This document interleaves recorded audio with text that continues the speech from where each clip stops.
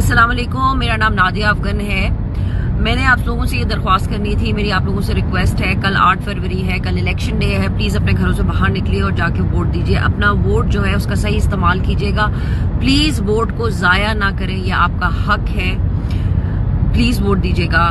मैं देखें इस वक्त मोटरवे पे हूँ और I was in Islamabad for a shoot and I am leaving everything and I am going to Lahore. मैं लाहौर जा रही हूँ अपना काम शाम छोड़ के, क्योंकि सबसे ज़रूरी काम इस वक्त ये है कि हम कल इलेक्शन डे पे बाहर निकलें और हम वोट दें। जो भी कैंडिडेट आपको सही लगता है, जिस पे आपका दिल मांगता है, जो लगता है आपको कि इस मुल्क के लिए बेहतर काम कर सकेगा, प्लीज आप जरूर वोट दें। अपने वोट को जाया ना करें। एक दिन होता है। प्लीज आप लोगों को अपने घरों से निकलना चाहिए। मैं लाहौर जा रही हूँ वोट देने के लिए। भाई मेरे कराची से आ रहे हैं, मेरा एक भाई बाहर से आ रहा है, मेरे बहुत सारे जानने वाले हैं जो बाहर के मुल्कों से आके वोट दे रहे हैं। तो प्लीज वोट जरूर दीजिएगा।